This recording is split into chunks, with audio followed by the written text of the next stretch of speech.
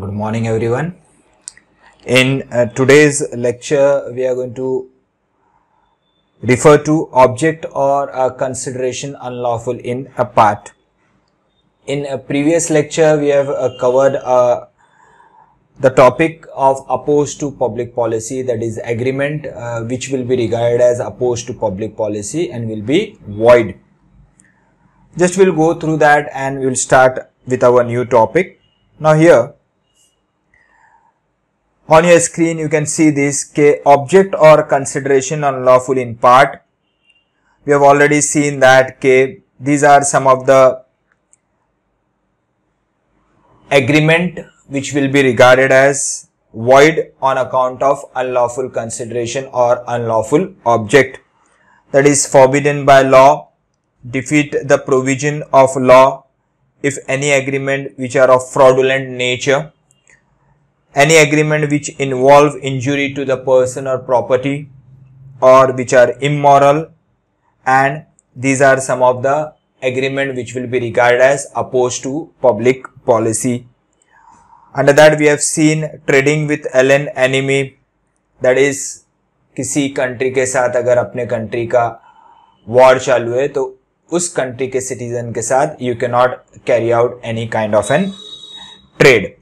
Stifling prosecution is you cannot make the adjustment on your own. I told you that there are two type of an offense. One is a compoundable and one is non-compoundable. As far as compoundable offense are concerned, तो आप उस compoundable offense में आप आपका dispute मिलजुल के solve कर सकते हो, लेकिन as far as the non-compoundable offense are concerned, that is as regards to criminal activities, you cannot make the adjustment. You will have if you make any kind of an agreement relating to non-compoundable offense, will be opposed to public policy. Then there was a concept of maintenance and chempati. We have seen that maintenance where you are not in जहाँ पे आपका कोई लेना देना नहीं है लेकिन आप किसी को litigation फाइल करने के लिए प्रमोट करते हो, तो such kind of an agreement will be called as a maintenance and will be opposed to public policy. Chempati is अगर आप किसी को litigation फाइल करने के लिए पैसा दे रहे हो with an objective of gambling, trying to make money from that, is called as a chempati and is also void. Then there is a marriage brokerage contract. We have seen that कि अगर आप पैसा देके किसी spouse को हासिल करने की कोशिश कर रहे हो तो that is called as a marriage brokerage, will be void.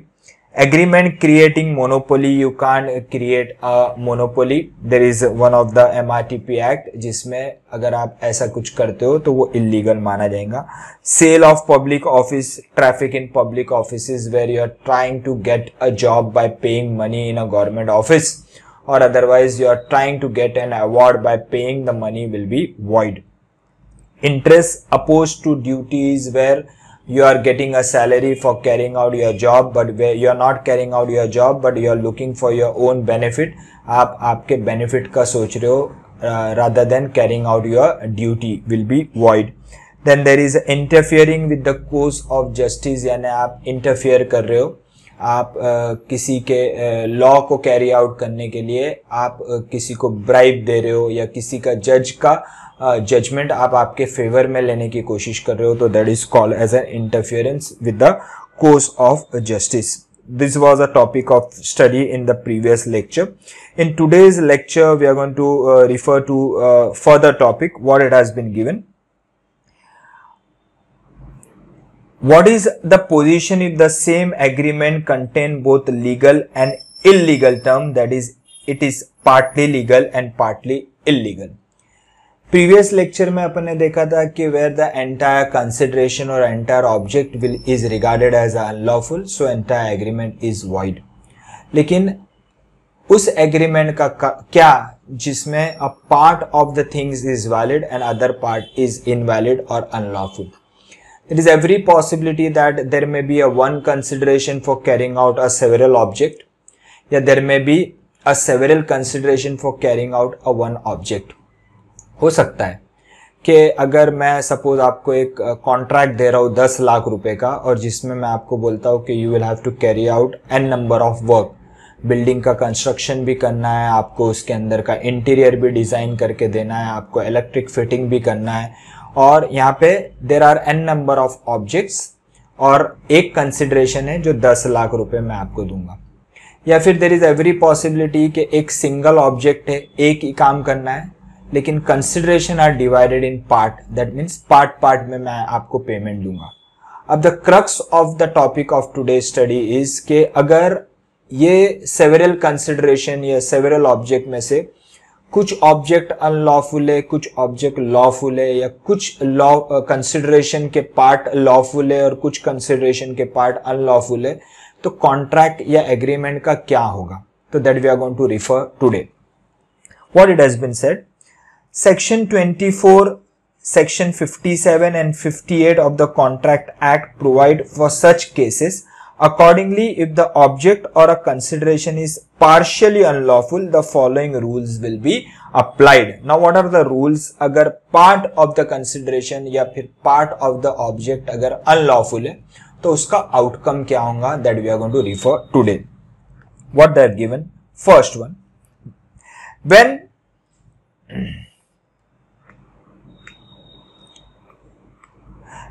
an agreement contains several distinct promises to do things legal and also other things illegal, and the legal part cannot be separated from illegal part, that is a consideration for different promises is a single sum of money, the whole agreement is illegal and void.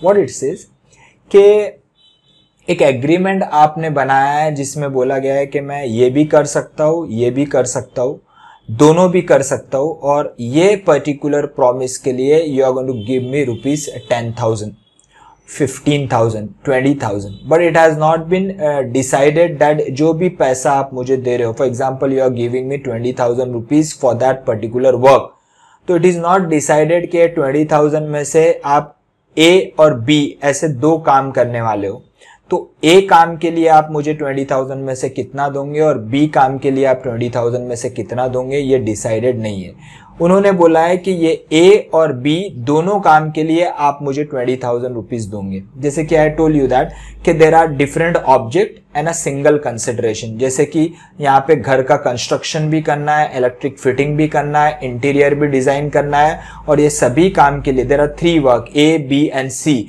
और ये तीनों काम के लिए आप मुझे 10 lakh rupees total consideration दे रहे हो। On similar line here okay, now I am going to carry out A work also and B work also, and for that A and B work you are going to give me rupees 20,000. Not decided कि A के लिए कितना और B के लिए कितना। अब यहाँ पे कॉन्सेप्ट ये अराइज होता है कि अगर A जो काम मैं करने वाला हूँ वो लीगल है और B जो काम मैं करने वाला हूँ वो इलीगल है, और 20,000 रुपीज आप मुझे दोनों भी A एंड B काम के लिए देने वाले हो, और डिसाइडेड नहीं है कि A के लिए कितना यानी लीगल काम के लिए कितना और इलीगल काम के लिए कितना, यानी सेग्रीगेट नहीं हो पा रहा है, तो यहाँ पे entire agreement will be called as a void agreement और illegal. Now what it says, example, A promises to superintend, superintend का मीनिंग है supervise, on behalf of B a legal manufacturer of indigo, indigo may be some chemical, उसके he is a manufacturer in indigo, and मैंने promise किया है कि मैं वो superintend करूंगा यानी supervise करूंगा, and also an illegal traffic in other article, यानी वो manufacturer दो काम करता है, एक he manufactures one of the lawful chemical and he also manufactures certain illegal chemical, you can call it as for example वो drugs भी manufacture करता है, जो कुछ medicines manufacture करता है जो lawful है और कुछ medicines manufacture करता है जो unlawful है। तो जैसे कि we can call it as कि वो एक कॉम्बीफ्लेम भी बना रहा है और उसके साथ साथ वो नशे की गोली भी बना रहा है, चरस गांजा भी बना रहा है, तो यहाँ पे उसका काम मैंने लिया है, यानी मैं वो पूरा सुपरवाइज करूंगा, यानी मैं मैन्युफैक्चरर ऑफ चरस गांजा भी देखूंगा और मैन्युफैक्चरिंग ऑफ कॉम्बी फ्लेम भी देखूंगा, और इसके लिए वो मुझे कुछ सैलरी दे रहा है। B promises to pay A a salary of rupees 10 lakh a year. The agreement is void and unlawful. Why it is unlawful? Here a part of the object is illegal and part part is legal and part is illegal which are not severable. Severable का meaning क्या है कि वो divided नहीं है कि 10 lakh rupees में से लॉफुल काम के लिए कितना, यानी कॉम्बी फ्लेम जो मैन्युफैक्चर हो रहा है उसको सुपरवाइज करने के लिए how much I am getting a salary, और ड्रग्स जो मैन्युफैक्चर हो रहा है उसको सुपरवाइज करने के लिए सैलरी कितना, ये डिवाइडेड नहीं। अगर डिवाइडेड रहता था कि 6 lakh rupees for combi flame and 4 lakh rupees for unlawful item supervision, तो यह जो लॉफुल काम के लिए जो 6 लाख रुपए मिल रहा है वो वैलिड एग्रीमेंट रहता था, और जो 4 लाख रुपए अनलॉफुल काम के लिए मिल रहे हैं वो इलीगल एंड वॉइड होता था। लेकिन यहाँ पे क्या हो रहा है कि एंटायर 10 लाख रुपीज एक पर्सन दूसरे को दे रहा है और उसमें उसने सेग्रीगेट नहीं किया है कि कौन से काम के लिए कितना दे रहा है। तो यहाँ पे बोल रहा है here a part of object is legal and part is illegal which are not severable because the consideration for both the promises is a single sum of money. Hence, the entire agreement will be void and illegal. Second example क्या दे रहा है? A agrees to serve B as his housekeeper and also to live in adultery. यानी एक lady है जो एक अपने मालक के लिए बोल रही है कि मैं आपके घर का काम भी करूंगी और उसके साथ साथ एडल्ट्री यानी आपके साथ साथ उसके काम के साथ साथ मैं आपके साथ सेक्सुअल रिलेशनशिप भी बनाऊंगी, और उसके लिए वो मालक ने बोला है कि मैं आपको एक पर्टिकुलर अमाउंट दूंगा। तो अब यहाँ पे हो क्या रहा है कि एक काम जो हाउसकीपिंग का काम है वो वैलिड है, वो लीगल है, और जो एडल्ट्री का काम है यानी सेक्सुअल रिलेशनशिप में आने का जो काम है वो अनलॉफुल है और वो वॉइड है। अब यहाँ पे एक सिंगल अमाउंट मालक उस लेडी को दे रहा है, तो यहाँ पे डिवीजन किया नहीं गया है कि लॉफुल काम के लिए कितना और अनलॉफुल काम के लिए, तो यहाँ पे entire agreement will be regarded as void. वो लेडी उस मालक के खिलाफ या मालक उस लेडी के खिलाफ कोर्ट में नहीं जा सकता है, एग्रीमेंट इन्फोर्स नहीं कर सकता है। Voluntary sexual relation between married person and a person who is not their spouse with him at a fixed salary. The whole agreement is unlawful and void. A cannot sue even for services rendered as a housekeeper because it cannot be ascertained as to what was due on account of adulterous sex and what was due for housekeeping. So this kind of an agreement will be regarded as void. Fine. Second example, second important part under this what they have given, where there is a reciprocal promise to do things legal and also other things illegal, and the legal part can be separated from illegal part. In the previous example we have seen that it cannot be separated. Now we are referring it can be separated. There is a separate consideration for different promises. The legal part is a contract and illegal part is a void agreement. Now what it says कि it has been clearly defined कि legal काम के लिए आपको इतना मिलेगा और illegal काम के लिए आपको इतना मिलेगा, या एक object legal है और एक object illegal है। तो ऐसा अगर agreement आपने बनाया तो there you can separate that. तो legal part will be enforceable, it can be raised in the court of law, whereas illegal part is unenforceable, will be regarded as void. What they have given example, A and B agree that A shall sell B a house for rupees 10 lakh, but that if B uses it at a gambling house he shall pay A rupees 15 lakh. यानी यहाँ पे agreement क्या हुआ है कि मैं आपको मेरा घर बेचूंगा और आप मुझे उसके 10 लाख रुपए देंगे, लेकिन अगर आप उस घर को as a gambling house use करने वाले हो तो आप मुझे 15 लाख रुपए दोगे। यानी अगर गैमलिंग हाउस यूज नहीं करने वाले हो तो I am going to charge 10 lakh, और गैमलिंग हाउस यूज करने वाले हो तो I am going to charge 15 lakh. तो 10 लाख रुपए का जो एग्रीमेंट है वो बोला जाएगा वैलिड, लेकिन जो 15 लाख रुपीस का एग्रीमेंट है वो बोला जाएगा जो गैमलिंग पर्पस के लिए यूज होने वाला है उसे बोला जाएगा unlawful and void. The first set of reciprocal promises, namely to sell the house and to pay 10 lakh for it, is a contract. यानी अगर मैंने आपको घर बेचा, आप नॉर्मल पर्पस के लिए यूज कर रहे हो और आपने 8 लाख रुपए दे दिया और 2 लाख रुपए आप नहीं दे रहे हो, तो ये एग्रीमेंट था वैलिड। तो 2 लाख रुपए के लिए मैं आपके खिलाफ कोर्ट में जा सकता हूँ, लेकिन आप अगर उस घर को गैमलिंग पर्पस के लिए यूज कर रहे हो लेकिन आपने मुझे 10 लाख रुपए ही दिया, तो 5 लाख रुपए जो मेरे को रिकवर करना है आपसे, उसके लिए मैं कोर्ट में नहीं जा सकता, क्योंकि वो एग्रीमेंट अब माना जाएगा unlawful and void. The second set is for an unlawful object, namely that B may use the house as a gambling house and is void an illegal agreement. Here it is to be noted that the two promises are distinct and severable, that is separable, with a separate consideration for each such promise. The promises are thus independent of each other except that they form part of same contract. यानी first part will be called as a legal, second part will be called as an illegal. अगर first part का काम होता है, first part का transaction अगर involve होता है और उसमें डिस्प्यूट हो जाता है, तो either of the party can enforce that contract. लेकिन अगर सेकेंड पार्ट के लिए ट्रांजैक्शन इन्वॉल्व होता है तो the contract will be unenforceable, will be regarded as a void and illegal. For the third point under this is, in the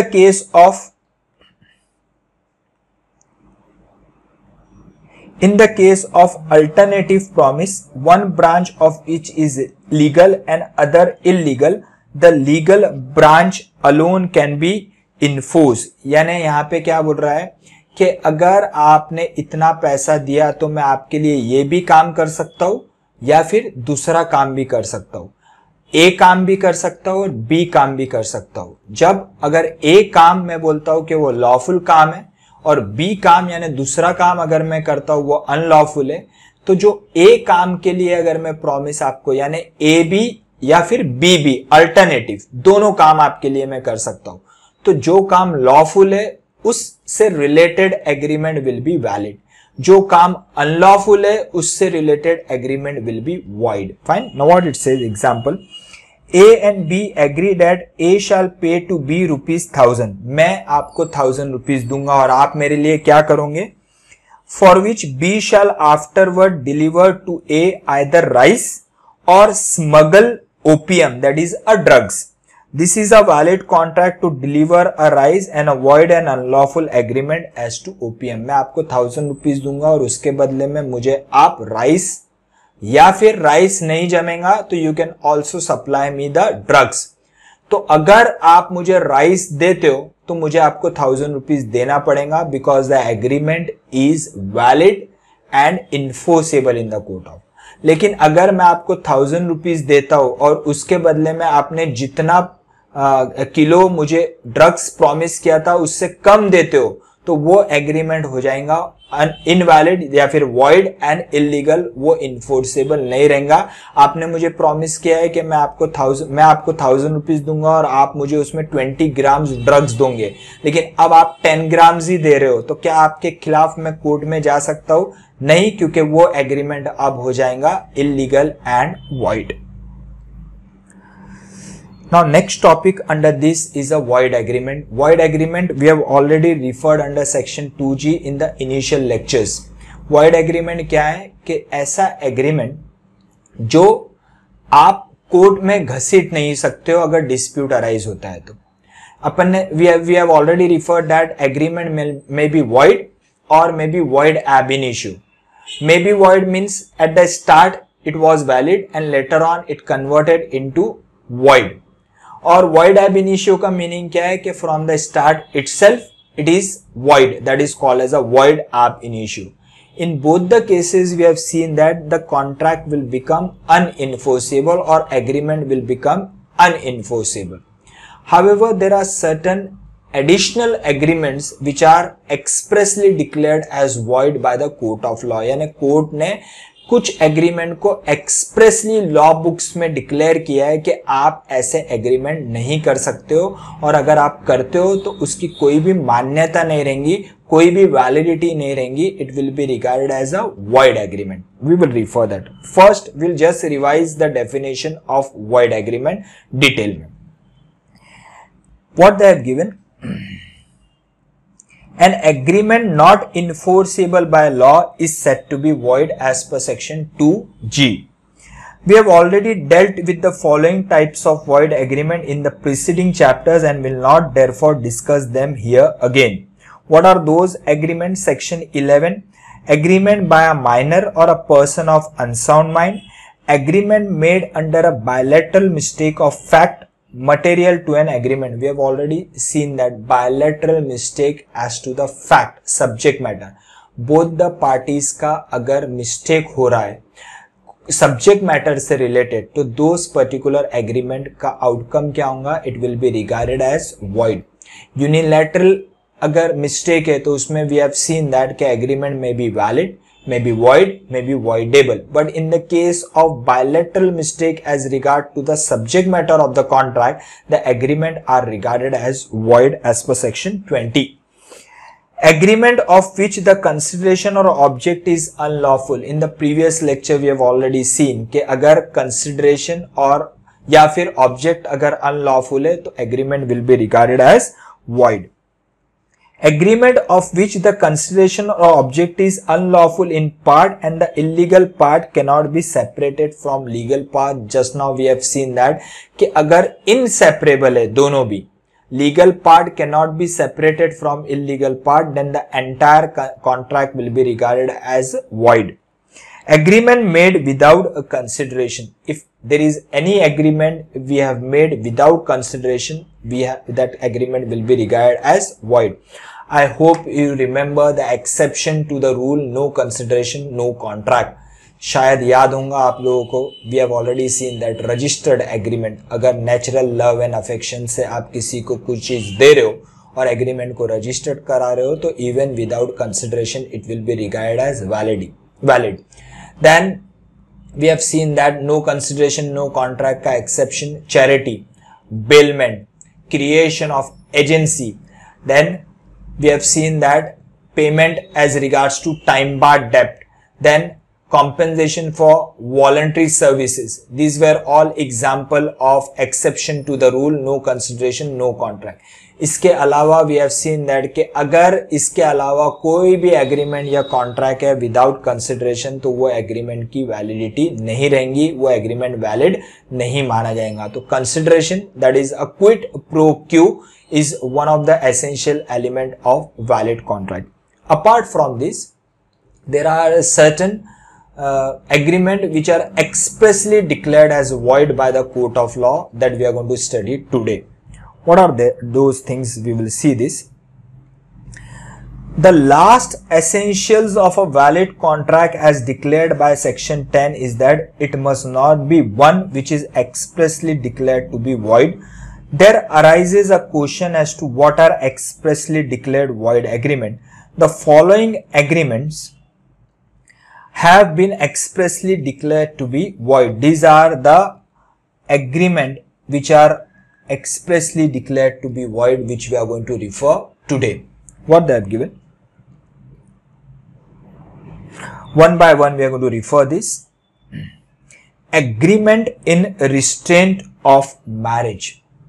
agreement in restraint of marriage का meaning क्या है कि अगर आप किसी को जो मेजर है उसको शादी करने से अगर रिस्ट्रेंट करते हो यानी रोकते हो, या फिर ऐसा कोई भी एग्रीमेंट आप बनाते हो जिसमें एक पार्टी दूसरे पार्टी को प्रॉमिस कर रहा है कि वो लाइफ टाइम ही और she is not going to get married, तो such kind of an agreement का कोई भी मीनिंग नहीं रहेगा. Such kind of agreement will be regarded as void. These are expressly declared as void.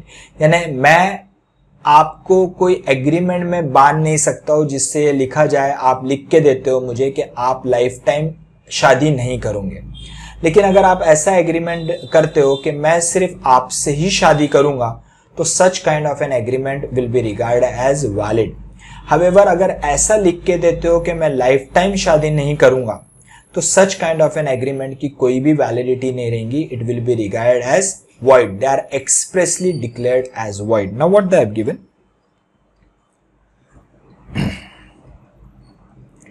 Agreement in restraint of marriage.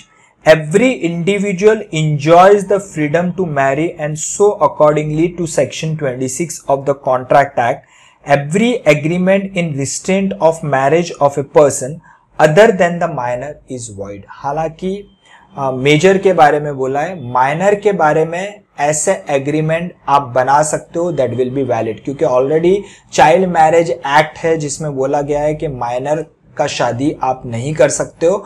अगर करते हो तो that agreement will be regard as illegal and void. लेकिन मेजर से related ऐसा कोई भी restaurant या फिर कोई भी कंडीशन आप नहीं डाल सकते हो as regard to prevention of marriage. An agreement agreeing not to marry at all or a certain person or a class of person for a fixed period is void. However, an agreement restraining the marriage of minor is valid. So, if a person being a major agrees for a good consideration not to marry, the promise is not binding. यानी simple meaning है, मैंने mister X से 10 लाख रुपए लिए और लिख के दिया कि मैं लाइफ टाइम शादी नहीं करूंगा, तो ऐसे एग्रीमेंट की कोई भी वैलिडिटी नहीं रहेगी। जैसे कि माय मदर, मेरे मॉम ने मुझसे एग्रीमेंट साइन करवाया कि मॉम ने बोला कि मैं पूरा प्रॉपर्टी आपके नाम पे करूंगी, लेकिन एक कंडीशन है कि आप जिंदगी भर शादी नहीं करोगे। तो ऐसा एग्रीमेंट अगर मेरे मॉम साइन करवा के लेती है तो ऐसे एग्रीमेंट की कोई भी वैलिडिटी नहीं रहेगी। इट कैन नॉट बी, यानी अगर मम्मा ने प्रॉपर्टी मेरे नाम पे कर दी और मैंने शादी कर ली, तो क्या मम्मा मेरे खिलाफ कोर्ट में जा सकती है? आंसर इज नो, बिकॉज उस एग्रीमेंट का कोई भी वैलिडिटी नहीं था। Example, A agrees with B for a good consideration that she will not marry to C. It is a void agreement. A agrees with B that she will marry him alone. It is a valid contract. मैं already बता चुका हूँ कि अगर आप बोलते हो कि ऐसा एग्रीमेंट जिसमें मैं लिख के देता हूँ कि मैं शादी सिर्फ आपसे ही करूँगा, तो ये एग्रीमेंट वैलिड माना जाएगा। Second important thing under this is agreement in restraint of trade. Agreement in restraint of trade का मीनिंग है कि आप किसी को लॉफुल बिजनेस करने से रोक नहीं सकते हो। You can not prevent any person to carry on any lawful business. आप उसको पैसा देते हो और बोलते हो कि आप ये बिजनेस नहीं करोगे, या उससे कोई एग्रीमेंट साइन करवाते हो जिसमें वो लिख के देता है कि मैं बिजनेस लॉफुल बिजनेस नहीं करूंगा, तो such kind of an agreement doesn't have any validity. However, there are certain exceptions where you can prevent a person from carrying on any lawful business. Those exceptions we are going to cover today. First, we are going to see the meaning of agreement in restraint of trade. What are those agreements? We'll see this. The Constitution of India guarantees the freedom of trade and commerce to every citizen, and therefore Section 27 declares every agreement by which anyone is restrained from exercising a lawful profession, trade, business of any kind, obviously lawful, is to that extent void. Any agreement whereby one of the party agrees to close his business in consideration of the promise by other party to pay a certain sum of money is void, being an agreement in restraint of trade, and the amount is not recoverable if the other party fails to pay the promised sum of money. It simply means that कि आपने किसी के साथ agreement किया और उसने आपको लिख के दिया कि आप इतना पैसा दे दो, मैं अपना बिजनेस बंद कर दूंगा। आपने पैसा दे दिया, फिर भी वो बिजनेस नहीं बंद कर रहा है, तो then you can not do anything because the agreement itself is void. Exceptions मैं ऑलरेडी बता चुका हूं कि कौन कौन से केसेस में आप किसी को लॉफुल बिजनेस करने से रोक सकते हो, प्रिवेंट कर सकते हो, और वो अनलॉफुल नहीं माना जाएगा, वो lawful. That restraint of trade will be regard as lawful and will not be regard as void. What are those circumstances? What are those exceptions? We'll see this. An agreement in restraint of trade is valid in the following cases. First क्या बोल रहा है? Sale of goodwill. अगर आप किसी को आपका goodwill cell करते हो और together with the assets and liability and the business आप किसी को बेचते हो, together with the goodwill, that is a name, reputation of your business, आप किसी को बेच रहे हो और वो पर्सन आप पे कंडीशन डाल रहा है कि आप अब ये business reasonable period of time के लिए नहीं करेंगे। अनरीजनेबल रेस्ट्रिक्शन नहीं होना चाहिए, रीजनेबल रेस्ट्रिक्शन। कि for example my business is in Navipet and the name of my business, I am dealing in jewelry shop and the name of my business is A.R. and Sons, और मेरा business since 40 years है और मेरा goodwill काफ़ी है वो business में, और मैंने together with the assets liability stock name AR and sons के साथ साथ वो बिजनेस शॉप किसी और को बेच दिया, और उसने मेरे पे कंडीशन डाला है कि अब इसी नाम से आप ये एरिया में या फिर जलगांव में या फिर जलगांव डिस्ट्रिक्ट में आप बिजनेस नहीं करोगे, तो such kind of a restriction restrain will not be regard as unlawful. क्यों वैलिड क्यों माना जाएगा? क्योंकि आपने उससे उस बिजनेस का नेम का आपने पैसा लिया है, तो अगर आपने पैसा लेने के बावजूद भी आप वही बिजनेस वही नाम से कर रहे हो तो ये गलत हो जाएगा, ये अनलॉफुल माना जाएगा। तो वो रेस्ट्रिक्शन अगर आप पे डाल रहा है तो such kind of a restriction will be regard as a valid restriction, और अगर आप पैसा लेने के बाद भी वो कंडीशन फॉलो नहीं करते हो तो he is entitled to go against you in the court of law. Second क्या बोल रहा है? Partners agreement. पार्टनर्स के एग्रीमेंट में जनरली रहता है कि आप अब पार्टनरशिप में किसी के साथ एंटर कर रहे हो तो वो पार्टनरशिप में there is a clause written under the deed that you are not going to carry on the similar business to that of partnership firm. क्यों ऐसा रेस्ट्रिक्शन रहता है कि आप जो पार्टनरशिप बिजनेस कर रहा है वही सेम बिजनेस आप नहीं कर सकते हो? अगर ऐसा रेस्ट्रिक्शन डाला है पार्टनरशिप डीड में तो ऐसा restriction will be regard as a valid restriction. क्यों ऐसा? क्योंकि अगर आप पार्टनरशिप जो बिजनेस कर रहा है वही बिजनेस आप पर्सनली भी करते हो, आप उसी पार्टनरशिप फर्म में पार्टनर हो और आप वो बिजनेस भी कर रहे हो और पर्सनल सेम बिजनेस कर रहे हो, तो obviously you are not going to take care of that partnership business, there will be a conflict of interest. That's the reason such restriction is regarded as a valid restriction. What it has been given? An agreement in restraint of trade among the partners or between any partners and the buyer of the firm goodwill is valid if the restraint comes within any of the following cases. Restriction on existing partner के ऊपर आप कोई restriction डाल रहे हो कि आप same business नहीं कर सकते हो, such restriction will be regarded as a valid restriction.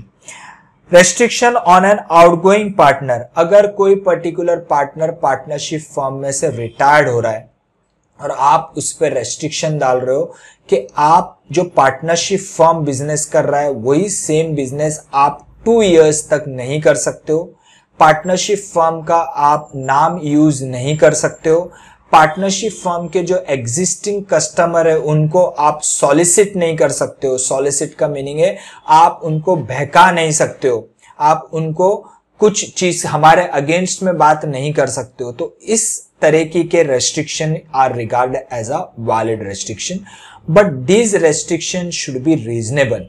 You cannot tell them कि लाइफ टाइम आप बिजनेस नहीं कर सकते हो, इस कंट्री में बिजनेस नहीं कर सकते हो। तो ऐसे कुछ रेस्ट्रिक्शन अगर आप डालते हो तो ये रेस्ट्रिक्शन वैलिड नहीं माने जाएंगे, वो रेस्ट्रेंट ऑफ ट्रेड में आ जाएंगे and the agreement will be regarded as void. लेकिन so far as the conditions are reasonable then those restriction will be regarded as valid. Then there is restriction on the partner upon or in anticipation of dissolution of the firm, के partnership firm dissolve होने वाली है इन anticipation, यानी there is a anticipation कि अब हम बंद करने वाले हैं, या फिर पार्टनरशिप फर्म डिसॉल्व हो गई है। तो जब तक डिसॉल्यूशन का प्रोसीजर पूरा नहीं हो जाता है तब तक वो पार्टनर के ऊपर आप बिजनेस करने सेम बिजनेस करने के रेस्ट्रिक्शन डाल सकते हो, and those restrictions cannot be regarded as restraint of trade. Those restrictions will be regarded as a valid restriction. Then there is restriction in the case of sale of goodwill of the firm.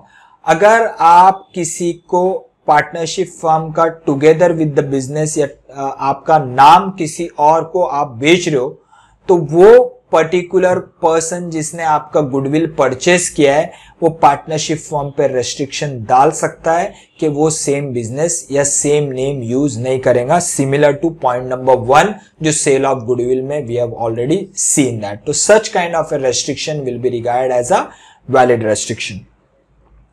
Then what it says, negative stipulation, third point is negative stipulation in service agreement.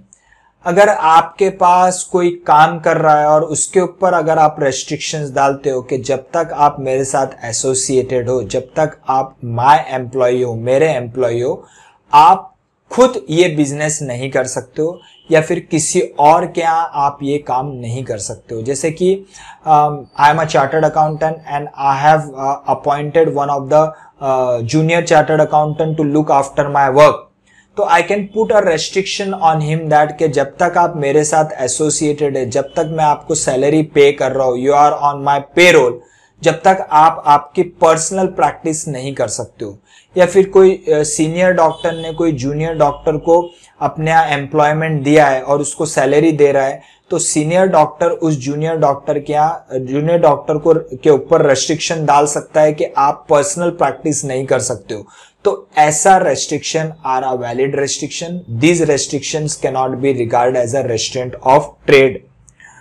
Then there is a trade combination. Trade combinations में होता है कि manufacturer retailer या फिर super stockist manufacturer के ऊपर और manufacturer retailer के ऊपर रेस्ट्रिक्शंस डालता है कि ये पर्टिकुलर रेट के अंदर ही आपको, रेट के ऊपर ही आपको माल बेचना है, इस रेट के नीचे आपको सेल नहीं करना है goods. So far as it doesn't amount to monopoly, such kind of a restrictions for maintaining a trade combinations are regarded as a valid restrictions restraining। तो ये ट्रेड अगर करना है तो इस हिसाब से ही आप कर सकते हो। अगर ऐसा रेस्ट्रिक्शन मैन्युफैक्चरर रिटेलर पे डाल रहा है तो that will not come under the topic of restaurant of trade. What it says, an agreement the primary object of which is to regulate the business and not to restrain is valid. Thus an agreement in the nature of a business combination between a trader or a manufacturer, example not to sell their goods below a certain price, to pull profits or output and to divide the same in an agreed proportion, does not amount to restraint of trade and is perfectly valid. These restrictions will be regarded as a valid restriction. Last point under this is an agreement between the manufacturer and a wholesaler merchant that the entire production during the period will be sold by a manufacturer to the wholesale merchant is not in restraint of trade. यहाँ पे हो क्या रहा है कि for example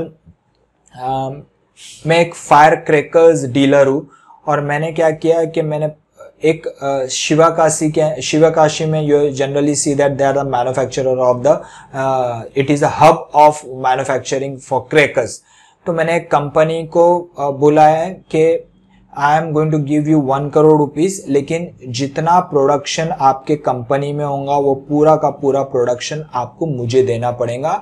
I am going to give you rupees 1 crore as advance, provided I am putting a restriction on that manufacturer कि जो भी प्रोडक्शन आपका होगा वो सिर्फ आपको मुझे ही देना है और किसी और को आपको प्रोडक्शन नहीं बेचना है।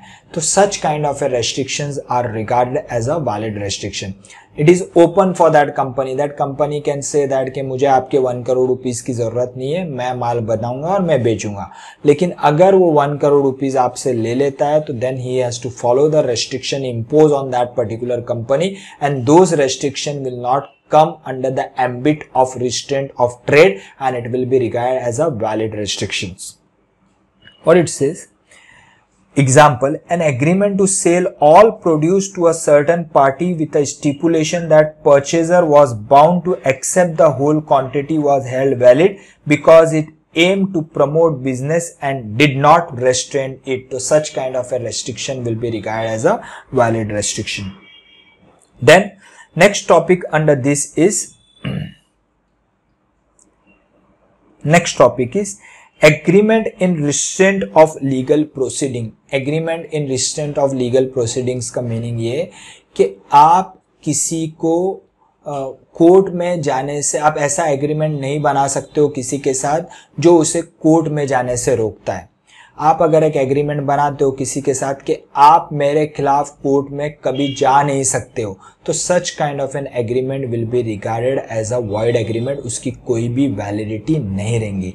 तो आप किसी को कोर्ट में अगर उसको जाना है या आपके खिलाफ कोई केस फाइल करना है तो आप उसको प्रिवेंट नहीं कर सकते हो, या उसके साथ जैसे कि manufacturer and there is a retailer, they initially entering into an agreement and that agreement says that कि neither of the party can go to the court of law. तो such kind of an agreement will not be regarded as a valid because you are restraining his fundamental right to go to the court of law. तो उस particular agreement की validity नहीं रहेगी. However, here also there are certain. First, we'll try to understand this in detail. What it says: agreement in restraint of legal proceedings. Section 28, as amended by the Indian Contract Act, declares the following kind of an agreement to be void: an agreement by which a party is restricted absolutely from taking a usual legal proceedings in respect of any right arising from a contract, an agreement which limits the time within which one may enforce his contract right without regards to the time allowed by the Limitation Act. इसका meaning ये है कि first point क्या बोल रहा है, what does the first point says? An agreement by which a party is restricted absolutely. That means you are making an agreement which restricts the right of the other party to go to the court of law, doesn't have any validity. It will be regarded as a void. Second point, what it says: an agreement which limits the time within which one may enforce his contract rights without regard to the time allowed by the Limitation Act. यानी आप ऐसा agreement बना रहे हो जिसमें आप लिख रहे हो कि अगर आपको मेरे खिलाफ कोर्ट में जाना है तो ये टाइम पीरियड में ही आप जा सकते हो. लॉ ने एक टाइम पीरियड अलाउ किया है, तो you are not following that particular time period, लेकिन आप आपका टाइम पीरियड डिफाइन कर रहे हो. यानी लॉ बोलता है, we have already seen that के टाइम बार डेप्थ में मैंने आपको बताया कि लिमिटेशन एक्ट के हिसाब से कि अगर आपको किसी के खिलाफ केस फाइल करना है for the recovery of the डेप्थ, तो it should be done within a period of 3 years. That means law ने आपको 3 साल अलाउ किए. लेकिन यहाँ पे आप किसी के साथ एग्रीमेंट कर रहे हो और उसमें लिख रहे हो कि अगर आपको मेरे से पैसा रिकवर करना है तो you can file a case with in only 1 year. आपको 3 साल का टाइम अलाउड नहीं है, आपको 1 साल का, यानी आप लॉ के खिलाफ जा रहे हो. तो ऐसे एग्रीमेंट की कोई भी वैलिडिटी नहीं रहेगी, वो एग्रीमेंट को वैलिड नहीं माना जाएगा. What they have given? Restrictions on legal proceedings. If any agreement inter alia provides that no party shall go to the court of law in case of breach, there is no contract and the agreement is void ab initio. In this connection, the following point must also be borne in mind. What are those points? This section does not affect the law relating to arbitration. Example, if the parties agree to refer arbitration any dispute which may arise between them under the contract, such contract is valid. That means these are exception to these restrictions. This means what? Okay, if you are writing in an agreement, this generally clause is included in a partnership when you prepare a deed. अगर आप agreement में लिख रहे हो कि अगर आपके और मेरे बीच में अगर कोई डिस्प्यूट होता है, जैसे कि in example in the case of partnership it is written that कि if there is a dispute between the partners, the dispute will be raise not in the court but will go to a arbitrator. तो such kind of a restriction to go to the court of law on partner will not be regarded as void, will not be regarded as invalid. यहाँ पे आप क्या बोल रहे हो कि अगर कोई डिस्प्यूट होता है तो कोर्ट में रेज नहीं करेंगे, बल्कि उस डिस्प्यूट को कोर्ट में सॉल्व करने के ना करके we are going to go to the arbitrator. Arbitrator is a person who has passed an arbitration act, यानी लॉफुली वो पर्सन अपॉइंट हुआ है. आप आपके डिस्प्यूट को उस पार्टी के पास, उस पर्सन के पास ले जा सकते हो जो अनबायस होता है और वो आपके केस को सुनता है और आपका डिस्प्यूट सॉल्व करके देता है. And that dispute has to be, I mean वो जो भी जजमेंट देगा वो दोनों को मान्य रहता है, whether it is in my favor or not in my favor, but still I have to follow the judgment given by that particular arbitrator. So if you are putting such kind of a restriction in an agreement that will go to an arbitrator and not to the court of law, तो such restriction will be regarded as a valid. It will not come within this particular clause of restraint of legal proceeding. However, if there is no such clause, आप ऐसी कोई clause include कर रहे हो जिसमें बोल रहे हो कि आप कोर्ट में नहीं जा, आप या मैं डिस्प्यूट होते वक्त will not go to the court of law, तो such kind of a restriction or an agreement will not be regarded as valid. What it says? The section does not affect an agreement whereby party agree not to file an appeal in a higher court. Thus, where it was agreed that neither party shall appeal against the trial court decision, the agreement was held valid. That means, for section 28 applies only to absolute restriction on taking the legal proceeding, whereas here the restriction is only partial, as the parties can go to the court of law, all right, and the only restriction is that the losing party cannot file an appeal. What does it says? कि ये clause उस case में भी applicable नहीं होगा कि अगर आप ऐसा agreement बनाते हो कि अगर dispute होता है तो will go to the court of law, और जो भी first court decision देगा, यानी जो भी trial court decision, there are different courts. There is a trial court that you call it as a district court. The decision of the district court can be challenged in the high court.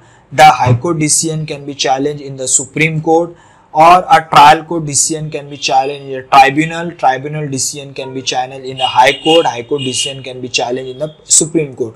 So there is a various appeal available for the person losing. He can go to the higher court.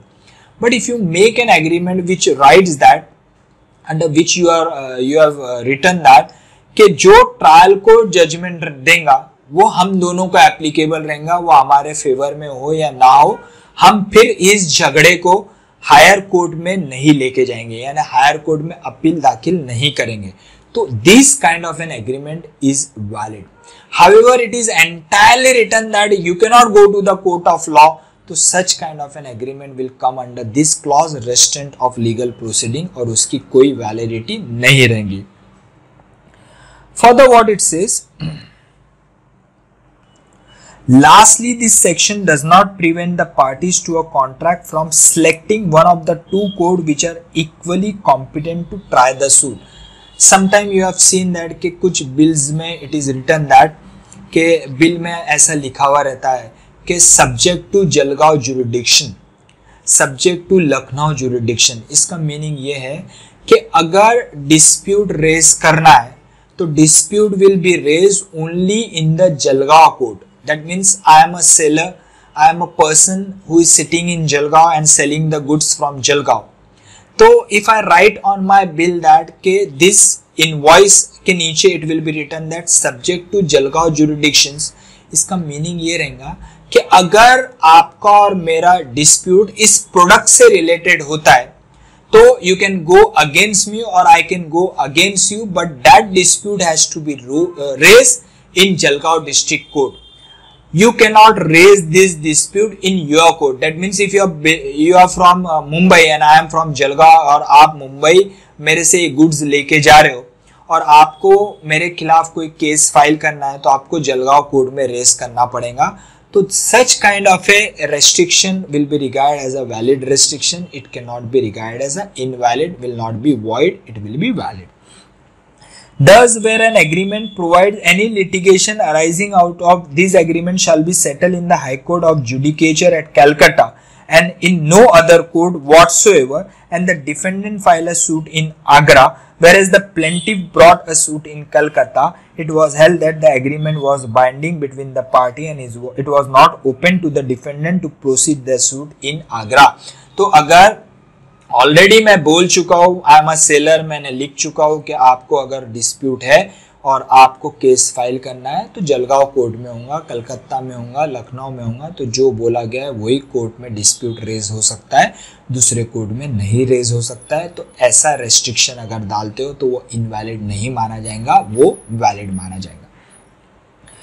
Further what it says, curtailing the period of litigation. curtailing the period of litigation यानी आप जो limitation act ने जो period दिया है उसको कम या ज्यादा नहीं कर सकते, क्योंकि लॉ उसके हिसाब से ही चलेगा. अगर लॉ ने 3 इयर्स आपको टाइम पीरियड दिया है टू फाइल अ सूट, तो 3 years will be 3 years. You cannot restrict it by preparing an agreement. Agreement में आप restrict करते हो. You say that के if you want to file a case that can be done only within first year, आप आगे file नहीं कर सकते हो. तो ऐसे रेस्ट्रिक्शन का कोई भी मीनिंग नहीं रहेगा, उस रेस्ट्रिक्शन की कोई भी वैलिडिटी नहीं हो सकती है. तो these were given under this, you can go through that. Fourth point under this is agreement, the meaning of which is uncertain. We have already seen that के अनसर्टेनिटी नहीं होना चाहिए, एम्बिग्यूटी नहीं होना चाहिए, वेगनेस नहीं होना चाहिए. अगर कोई एग्रीमेंट में अनसर्टेनिटी है, वेगनेस है, तो यानी क्लैरिटी नहीं है, परफेक्ट नहीं है, तो देन दैट पर्टिकुलर यानी कोई एग्रीमेंट अगर कोई कंफ्यूजन क्रिएट कर रहा है तो वो एग्रीमेंट का कोई भी वैलिडिटी नहीं रहेगा. Such agreement will be regarded as a void agreement. What it says,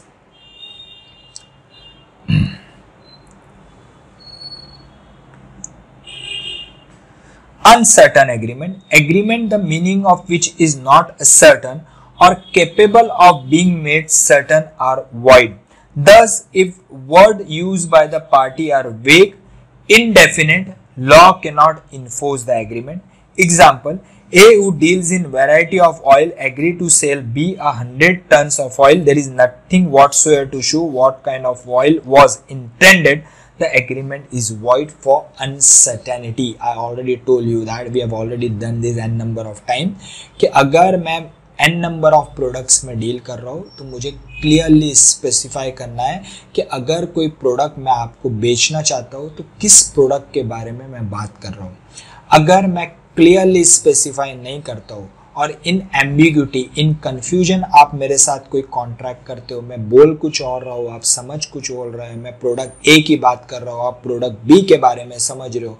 जैसे कि we have seen the example of कि I am having a Maruti Dzire and you are thinking about Ford Ikon and there is no, I have not tried to clear your doubts, even you have not tried to clear your ambiguity, और इसमें contract entered हो रहा है, uncertainty है, तो contract की validity नहीं रहेगी.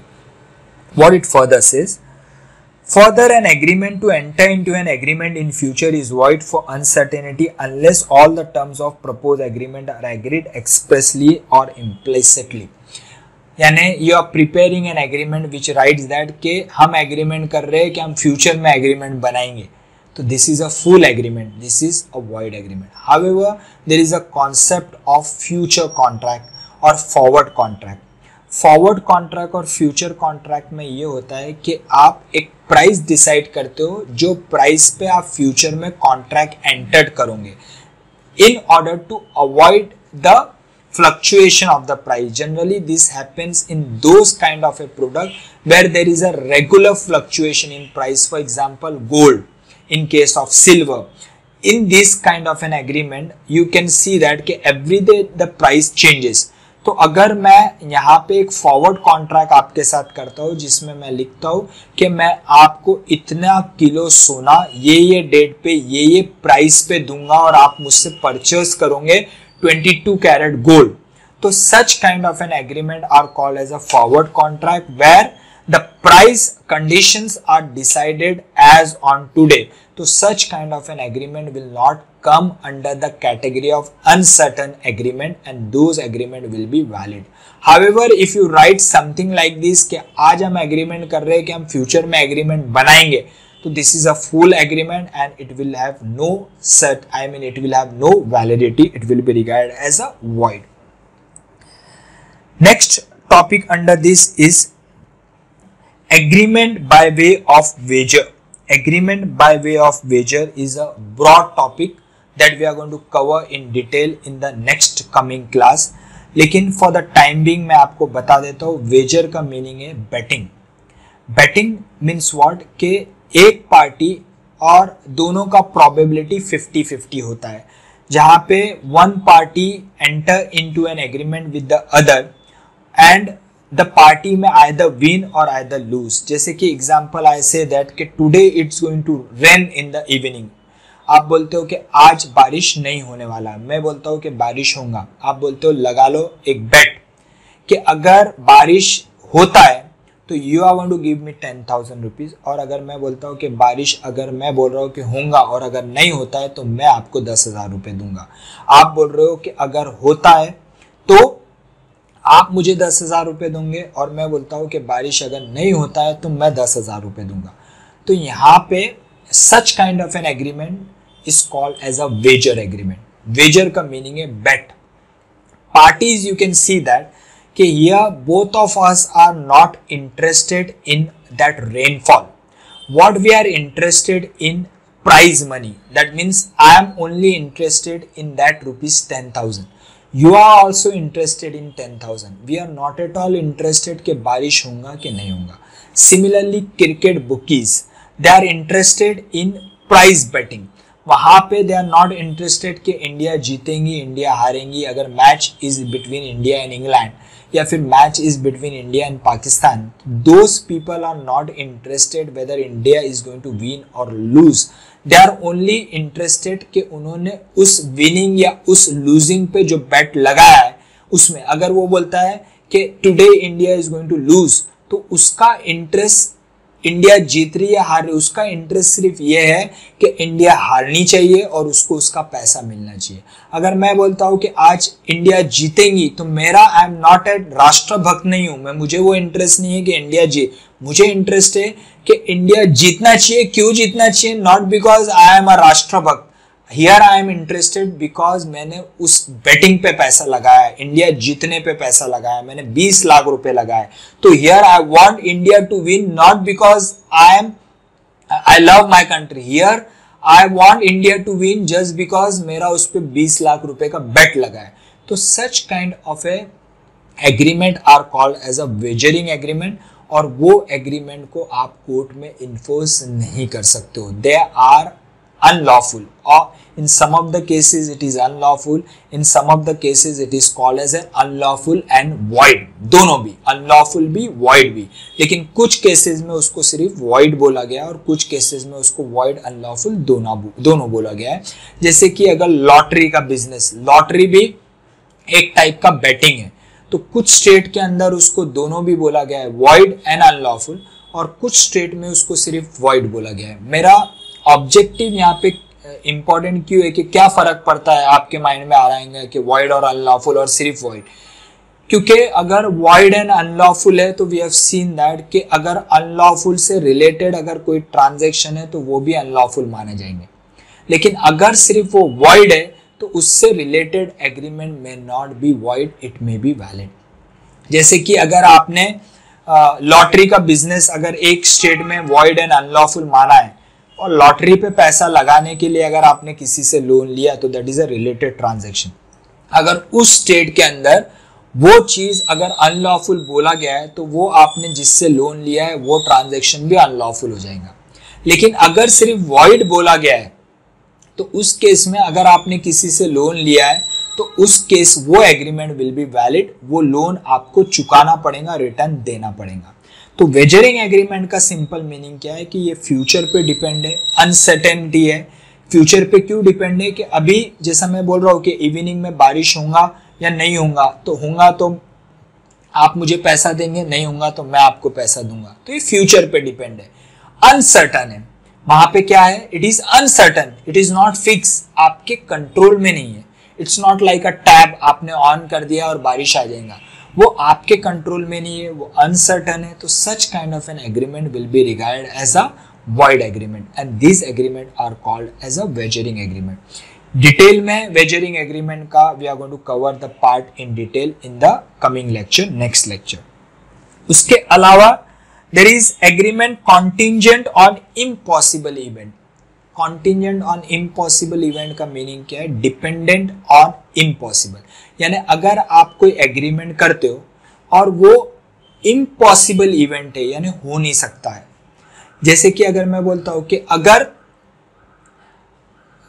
कल चांद नहीं या कल सूरज नहीं निकला या फिर अगर सूरज कल दिन नहीं हुआ तो मैं आपसे शादी कर लूंगा, यानी यहाँ पे इम्पॉसिबिलिटी की मैं बात कर रहा हूं, जो इवेंट इम्पॉसिबल है। Contingent on impossibility, that means which is dependent on impossibility. तो such kind of an agreement which I say which is impossibility पे डिपेंड है, तो such kind of an agreement will also be void.